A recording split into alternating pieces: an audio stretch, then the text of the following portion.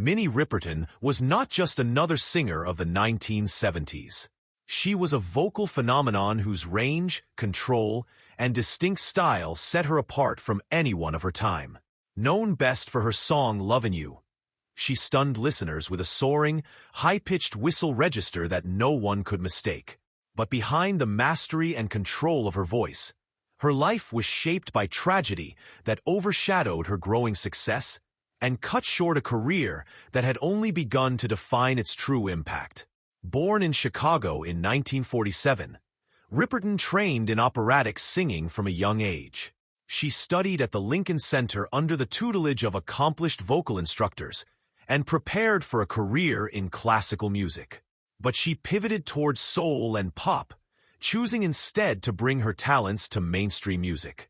Her early years were spent as a backup singer for the experimental group Rotary Connection, where her voice became a defining element of their psychedelic soul sound. Still, it wasn't until she launched her solo career that her full potential became widely known. Her breakthrough came with the 1974 album Perfect Angel, produced by Stevie Wonder under the pseudonym El Toro Negro. The record's standout track, Lovin' You, written as a lullaby for her daughter Maya, was deceptively simple in structure but vocally complex. It soared to #1 on the Billboard Hot 100 and remains a landmark in pop history. Riperton's whistle-tone performance on the song was unlike anything else on the radio.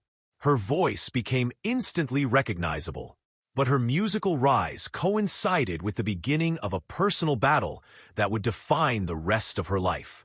In 1976, at the height of her popularity, Riperton was diagnosed with breast cancer. Doctors discovered the disease had already spread and required a mastectomy. She made the rare choice, especially at that time, to speak publicly about her condition.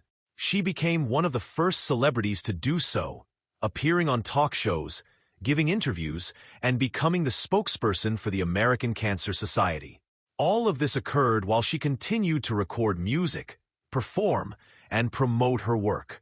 But behind the scenes, she was undergoing aggressive treatments, living with uncertainty about her future, and raising 2 young children. Despite her illness, Riperton released 2 more albums, Stay in Love in 1977 and Minnie in 1979.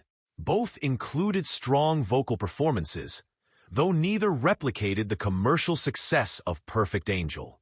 Critics praised her artistic evolution, but the music industry, now focused on disco and emerging new wave acts, gave her little promotional support.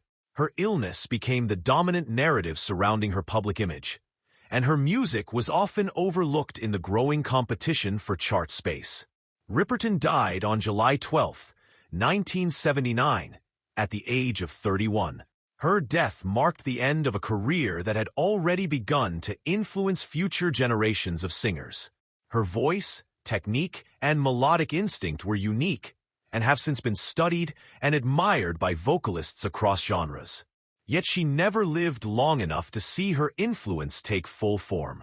She never experienced the career resurgence that often comes to artists ahead of their time. She left behind a husband, songwriter Richard Rudolph, and 2 children, including Maya Rudolph, who would go on to become a well-known comedian and actress. In retrospect, Riperton's brief career represents one of the most compelling what-ifs in modern music history. She had all the qualities of a long-lasting, genre-defining artist: technical skill, emotional depth, originality, and a distinctive sound. But illness deprived her of the opportunity to continue evolving as an artist, and the music world was deprived of the many works she might have created. Her legacy survives largely on the strength of a few recordings, particularly Lovin' You, which continues to find new audiences in films, commercials, and sample tracks. Yet the song's calm, dreamlike beauty masks the reality of Riperton's life: the fierce battle behind the scenes, the limitations imposed by illness, and the fact that her artistry had to share space with the pressures of survival. Minnie Riperton had a voice that seemed limitless. She could climb to the highest notes with ease and descend into smooth, soulful tones that resonated deeply. That voice was perfectly trained, completely original, and instantly recognizable. It promised decades of music that never came. She had the perfect voice, but fate did not allow it to continue. Her story remains one of the most poignant in music history. Not because she failed, but because she never had the time to fully succeed.